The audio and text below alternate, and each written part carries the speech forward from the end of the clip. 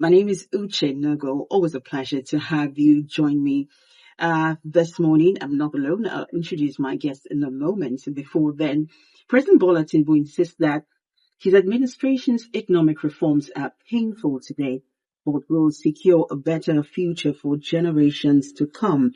The opposition argues that the policies are worsening the hardship Nigerians are facing today. As the cost of living rises, insecurity persists, and many citizens struggle to make ends meet, one important question remains: who is offering Nigerians a credible alternative? Today, we examine the state of the nation, the role of the opposition, the challenges facing the Labour Party, the wave of defections, and whether the party can still inspire the confidence enjoyed in 2023. This is the Civic Forum. My guest today, joining me first, is Comrade Anselm Eragbe, the National Financial Secretary of the Labour Party and the party's Edo North Central candidate. Welcome, sir. Oh, it's my pleasure to be here. Thank you so much. Comrade Eragbe Anselm. Thank you so much for joining us. Thank you. Also joining us is Comrade Chief Eze Oko Splendor, the Labour Party governorship candidate of Ebonyi State. You're very welcome, sir. Thank you so much. It's my pleasure being here. Welcome, gentlemen. So we're going to go straight to our discussion. President Tinubu says these reforms are necessary and that future generations will benefit from them. Do you believe that Nigeria is on the right path, or has this administration failed to deliver on its promises? I'll start with you, Comrade Eragbe. Well, thank you very much. Eragbe Anselm, the Edo North senatorial candidate of the Labour Party and the National Financial Secretary, Labour Party. First and foremost, let me, with the benefit of hindsight, I would say unequivocally that the government, notwithstanding that I am an opposition politician, is in the right track. It's on course, basically. Because if you look at the antecedents, the history, where Nigeria is coming from, we lost it long ago. So it requires a bold initiative, bold leadership to put the foundation at right all over. They have taken major decisions. For instance, if you look at the matter of subsidy removal, the effects really are not palatable as it were now. But the long term, in the long run, certainly the nation will be better for it. Now, there are a lot of reforms also the government has taken bold initiative. For instance, look at the FX unification. Of course, part of the advantage of that policy is that it brings about a lot of investment, foreign investment confidence, building. A lot of infrastructural works are also ongoing, major ones. For instance, the Lagos-Calabar Coastal Highway and so many others. Okay. So, yeah. Now, for instance, the subsidy removal, like we talked about, basically, which all of us agree that subsidy removal had to take place. Of course, the president did that.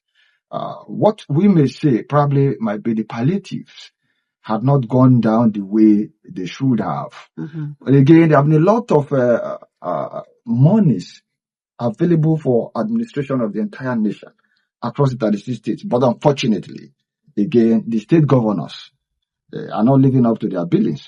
Even if you talk about the insecurity, we are aware also the government has made a lot of investment in military hardware, infrastructure, intelligence, building, except again, until recently when the policy statement of police, community policing, and the Senate bill to pass that, these are some of the agitations most of us have asked for. So, in a summary, I would say the policy direction of the administration is perfect, notwithstanding that you don't get the results overnight. Mm-hmm. So, it also precludes to say both these governments should do more in implementing their own policies. But however, there are also shortfalls. We'll talk about that when the occasion permits us. But in a nutshell, I would say give kudos to the government, Mr. President particularly. Chief Splendor, yeah. Do you agree with him? Thank you so much. My name is Comrade Chief Splendor Eze, as rightly stated, the governorship candidate of Labour Party in Ebonyi State, and then the Deputy National Secretary of the Labour Party. Well, to an extent, I agree with my colleague, but honestly speaking, I have to be very, very emphatic about it, that the policy of the government, the APC government as of today, is to the first phase of it is okay, but before you make a policy, you should also have a plan how it is going to go down to the masses. It's not just enough to say, okay, we are removing fuel subsidy.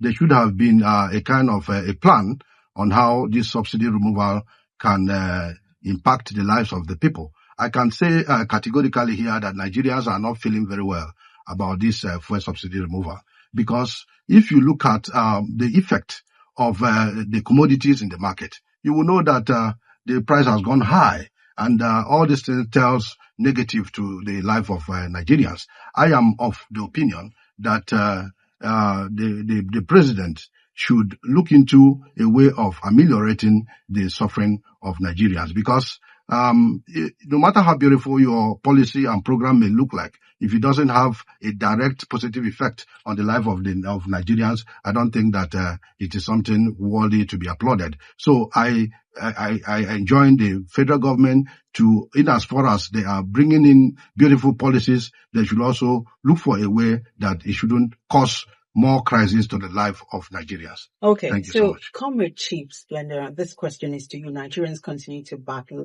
inflation, as you have said, rising fuel prices, unemployment, and insecurity. If the Labour Party were in power today, what are the 3 immediate things your government will do to reduce the hardship? Well, thank you so much. You see, Nigerians are facing unemployment. When you look at the number of people that are graduating from our universities, attending NYSC programs, and after all this, they come out to the society to be jobless.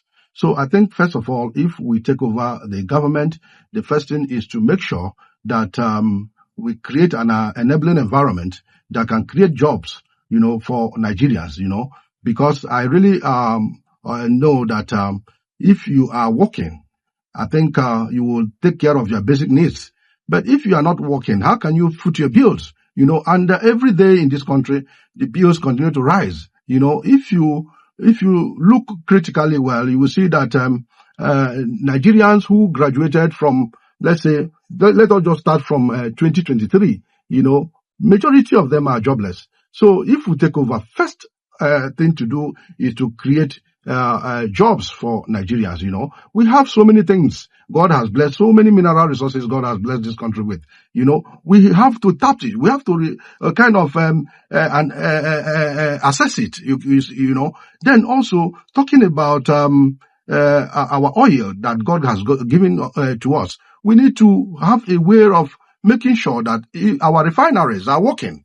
Even the one that was recently established by Dangote, we have to go into partnerships. We partner with companies outside the country, partner with the company inside the country, and then make sure that our tax reform bill is something that is that has human face, so that people who go into industries can have the reason to stay back, not to fold up.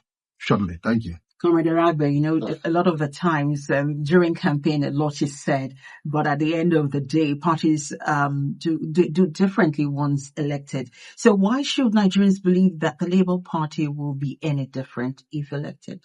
Well, thank you. Basically, the Labour Party is the workers' party. Now, we have a policy framework as a political party that hinges on social democracy.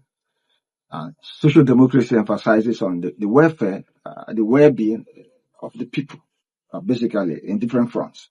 For instance, as workers, we are the hub, we are the engine room for economic development, productivity. But what the Labour Party will do basically will be to engage the numerous. For instance, this is a country of over, 200 million in the minimum. For instance, 10% of 200 million is 20 million. What stops Nigeria from engaging a minimum of, let's say, 10 to 15% of its population workforce? Now, how? Nigeria is a land of over 923,000 square kilometers. 70-80% of that land mass is arable. So, in terms of economic advantage, Nigeria is endowed with fertile, arable land. So what we need to do basically is agricultural mechanization. For instance, I just talked about the policy direction of this President Tinubu's administration to say it's in line. But however, implementation. For instance, what does it take to engage a minimum of 1 million people per state? So 1 million per state, or 333,000 or 350,000 people per senatorial district. For instance, if you look at the policy framework of my campaign structure, even though campaigns have not begun, what we have said boldly is to say in Edo North senatorial district, where I come from, we are going to, if you extrapolate what I've just said now across Nigeria, 109 senatorial district, we are basically going to have a minimum of 37 million Nigerians engaged within a record time of 90 days, practically, because like I said, agricultural mechanization. But what we need to do is bring in the equipment needed for this mechanization.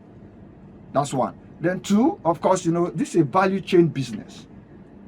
By the time you harvest, you go into what called value chain addition processes. I'm a metallurgical and materials engineer. For God's sake, Nigeria is about the most endowed nation on the surface of planet Earth in terms of solid minerals. Now, for instance, I'm from Isako East in Edo State. Okpela cement, the Boa, the Dangote, that is my primary constituency. The Obu cement belt, you have the limestone belt extends, starts from my village in Okpekpe through Akoko Edo. It is that belt that provides, some of these resources for even the Ajaokuta steel that is sited in Ajaokuta. So the point is, we really have no business crying as a people. So what we need to do is effective leadership.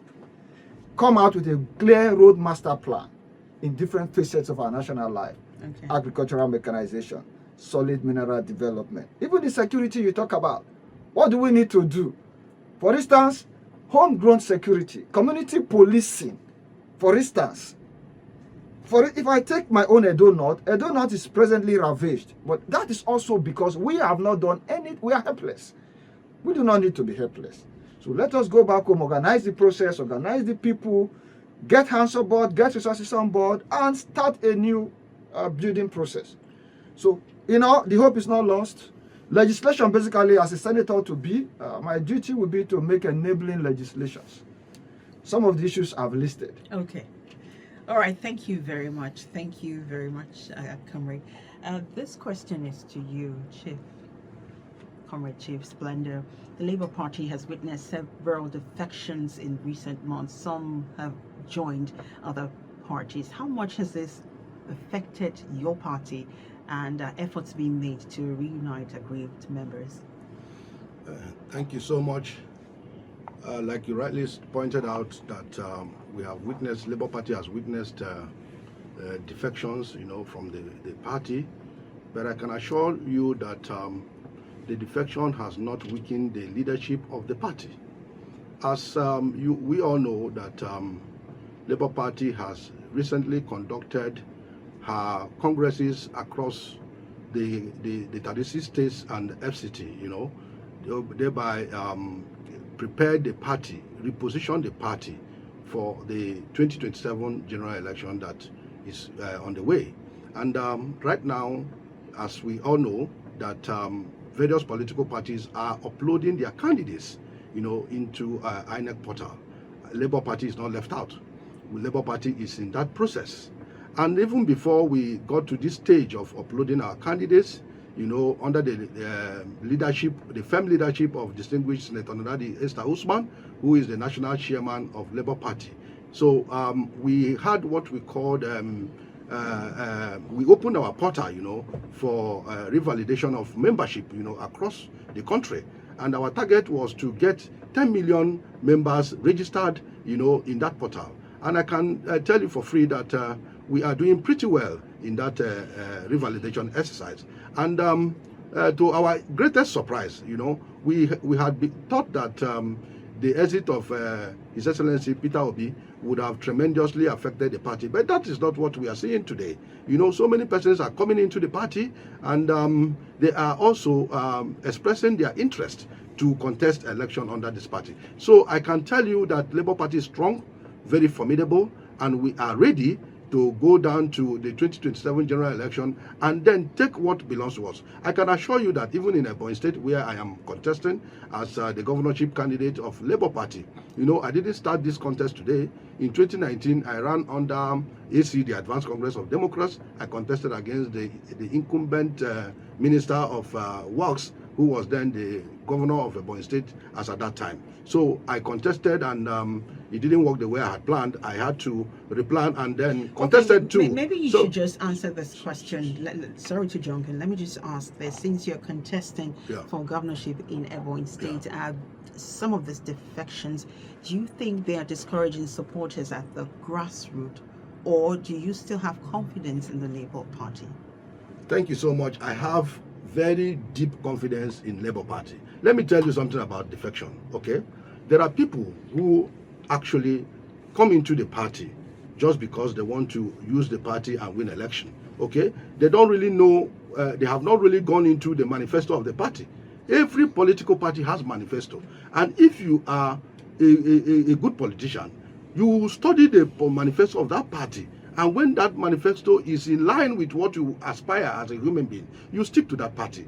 I came into Labour Party far back 2021, and I am here in Labour Party, and I will remain in Labour Party. Even when I contest and win, I will remain in Labour Party. I'm not going anywhere. Thank you. Okay. This is to you, Comrade Iragbe. Now let's turn our attention to the Phantom Agency. The alleged fake Presidential Foreign Intervention Promotion Council scandal raised serious concerns about accountability in government. What lessons should Nigerians learn from this incident, and what reforms would the Labour Party introduce to prevent such incidences from happening? Basically, institutionally, agencies are not formed by proxy. There are enabling legislations. Now, the first question would be, at what point in time was there a legislation that recommended or approved the agency ordinarily? Two, because I'm using this point because people, they are deniers here and there. Oh, this agency exists. Oh, this agency does not exist. Oh, budgets were made, appropriations or disbursements. The first question is, we need to know, was there legislation? For instance, I work with the National Agency for Science and Engineering Infrastructure, NASENI. It has an enabling act, an act of the National Assembly. So this is how these agencies come about. So Nigerians will need to, probably, those involved will need to let us know, truly. That is one. I've just said, this agency in question, did it pass through the process? If it did not, how was appropriation made? How were disbursements? Are you getting it made? You see, there also should be bank statements of account. If monies have left the government coffers. Are you with me? So we really need to know, so that we don't just rely entirely probably on rumor, or because there is a dispute between probably the presidency and some persons who probably they engage or did not engage. So I really want to, I don't want to say what is not proper. So the point I've made with what I've said here is to say, one, the agency in question, does it exist? Two, has it received any subvention from the government? Three, through which accounting processes or procedure were these disbursements made? Four, who received these disbursements? Are there staff? Who are these staff? So in terms of accountability, these are the roadmaps to accountability. So and preventing such. And preventing such, because the rumor may be at the head now, as it were, really. But the question you have asked is apt, is valid, but we need these answers to be provided. Those who have alleged, for instance, let them show us who appointed you. Where is your office? Where is the payroll? Who are your staffs? How much have you paid? Where did these monies come from? Which account were these monies released into? Are you with me? In terms of disbursements, who made the disbursements and to who? So as journalists or as the media now, I think these are some of the direction I think we should really to have some of these details. The president has asked for an investigation, so we'll keep our fingers crossed on this matter. Obviously. Even though some people wonder that if it's happened now during the president's time, would there truly be an investigation that will be unbiased? Basically, for me, I think there are statutory agencies responsible for investigations on matters of this nature in Nigeria. For instance, the EFCC, for instance, the ICPC, for instance, the president on the show can call an inquiry, just like he has said, let there be investigation. So, and let us also have the report of this investigation. I mean, white and black, to know truly what is the source of this matter. Where is it coming from and where is it going to? All right. So this question is for you, Comrade Chief. Splendor Eze. Eze. Yeah. So, following the Court of Appeal's recognition of Senator Nenadi Usman as the Labour Party's leadership, how is the party rebuilding its structures and preparing for the 2027 elections? Thank you so much. First of all, in the wisdom of our national chairman, distinguished Senator Nenadi Esther Usman, immediately after our election, that's convention in Umuahia, she quickly called for a reconciliation processes, okay? And then committees were set up, to look into the reconciliation. And I can tell you for free that those people, our members who were with the former national chairman, Julius Abure, have all abandoned him and joined the leadership that is recognized by the law. Leadership or national chairmanship position is not, bestowed on any individual forever. It is tenured. And once your tenure expires, you must bow out. That is what we are experiencing. And I can tell you that our national chairman is such an experienced woman, a woman who rose from the position of commissionership, to the position of being a senator and a minister, of finance of the Federal Republic of Nigeria, now a national chairman of our great party. This is a woman who has gathered so much experience, and she is depositing that wealth of experience to the rebuilding of the Labour Party. And I can assure you that those of them who actually came into the Labour Party, abandoned the former leadership that has expired, and came into the recognized leadership of the party, they don't have anything to worry about, because they have seen the capacity, they have seen the competence of the leadership as we have now. And I can also use this opportunity to advise that leaders of political parties, leaders of government institutions should always look at the tenure allotted to them, and then make sure that they work in tandem with the tenure, and when the tenure comes to expiration, they must bow out. Thank you so much. So, as the Labour Party's governorship candidate in Ebonyi State, what messages are you taking to the people, and what specific policies distinguishes your vision from the current administration? Thank you so much. I want to use this opportunity to talk to my people down there in Ebonyi State. I want to really assure them that all hope is not lost. So many people from my state are really not, seeing what they had expected, from the incumbent administration. In Ebonyi State, there are so many, youths from that state who are not actually employed. And for me as a youth, I always prioritize my interest in making sure that, one, our people who are jobless are employed. Two, we have, if you come to Ebonyi State, we are known for agriculture.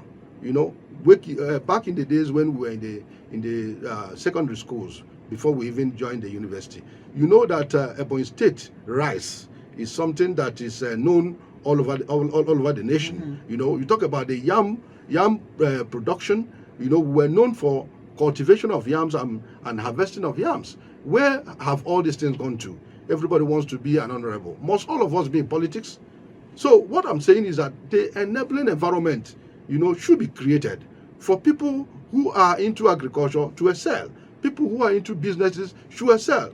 Now, so many companies have left our state. Our state is not what it used to be. Before now, we had Coca-Cola in our state doing very well. We had other companies that were into mining and also agriculture. Gradually they are leaving the state because of what?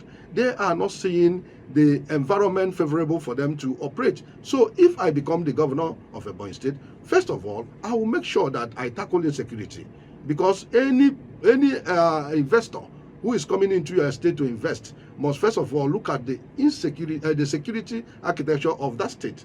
If the security is not guaranteed, the person may not want to put his money or her money. So if security is guaranteed, I will look into access routes, because when you don't have access routes, even those ones who are cultivating or who are into agriculture in the rural areas, when the time of harvest comes, you will see they will not have the means of bringing out their products into the urban area to sell. So when the access roads are created, you will see this issue of urban migration will be reduced. People will stay back in their rural areas, do their businesses, and still feel the way they are supposed to feel if they were in the urban. So in a nutshell, I want to say that Ebonyi people, the hope is here. We should not look elsewhere. We should not get distracted. We should focus in this 2027 election that is coming and make sure that we pick up our PVCs, because this PVC is the instrument with which you are going to vote in a competent person or vote out an incompetent person. Okay. If you don't have this PVC, your hope of having a good government come 2027 will elude you. Thank you so much. All right, you talked about must everybody be a politician? Well, they've made politics extremely lucrative, so most people want to be politicians. But if people like you said, you provide all the enablement, people certainly will look into other things. Definitely. We should try and reduce the cost of governance. You see, for me, I don't always buy into the idea of, a governor will be moving with so many convoy, that makes even another person to say, let me leave this business I'm doing and begin to focus on becoming a politician. We must make politics less attractive. Mm-hmm. If you go to outside the country now, if you meet with a governor, you wouldn't even know that he's a governor. It is only here. Are you going to be that kind of governor if definitely, you're elected? Definitely, my target should be bettering the lives of the people. My concentration should be the people. Okay. I won't just go in there to for self-aggrandizement. I will make sure that my people's life are better first. Thank you. All right. So for each of you, just before we go, if you had 1 minute with President Tinubu today, what are the two most urgent actions you would advise him to take to restore public confidence and improve the lives of Nigerians? This is to you. Well, thank you. The functions and duties of Mr. President of any federation like Nigeria, even though they say it's the most powerful man, is for implementation as an executive. Now, but for the president to succeed, sometimes you need to put your feet on the ground. Like I said in my introductory statement here, to say since the advent of this administration, there are more monies, more than 2-3 times like it used to be, to the states. So, however, it is these states that should create the jobs. Because it's about job creation. It's about empowerment. Everything borders about productivity. It's optimization to the people. Productivity because you take advantage of the inherent potentials God has given you. I mentioned 1 or 2. Arable land. Our first comparative economic advantage in Nigeria is our arable land that needs to be mechanized. So I just said here, I also have a policy statement I've written to the Mr. President himself. To say, Mr. President, this administration can create jobs, the first 37 million jobs, within 90 days. And I'm also following this statement I'm making in public now with this government to say this thing is tenable. So, the first thing is, Mr. President, let us return to the basis. engage 37 million Nigerians within 90 days before the end of this year. What would they do? Mechanization, agriculture, plant, animal husbandry, and processes. Value chain. I can tell you in another 1 year, the entire system will have been turned around because of one, food sufficiency. Two, these 37 million people to be engaged will also form part of the new security architecture. Okay. For the protection and defense of lives and property. So these are the two advice I would give. One, create this enablement for a minimum of 37 million. From there, deal with the insecurity using this same new force. All right. Thank you in 1 minute also respond to the same question.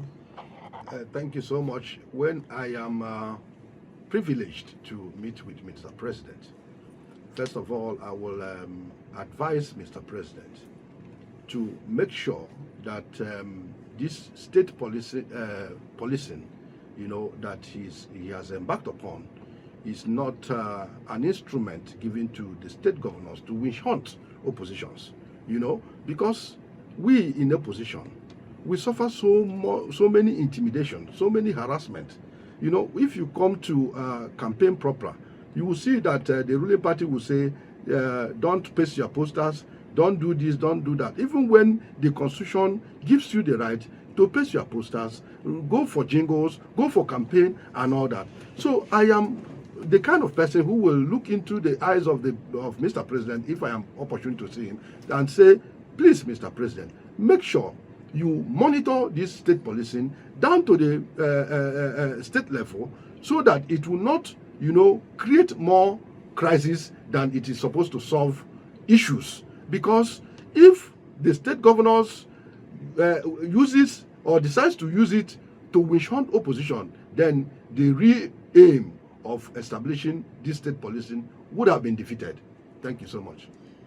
Comrade Anselm Aragbe and Comrade Chief Eze Splendor, thank you for joining us, and thank you for sharing your perspective on the state of the nation. Thank you so much. Thank you, gentlemen. Thank you for joining me. And we wish you the best. Thank you so much. In your aspiration, and also to you. Thank you. And to everyone for joining us, thank you so much. We'll be back tomorrow with another topical conversation on the Civic Forum. My name is Uche Nogo. Have a great day.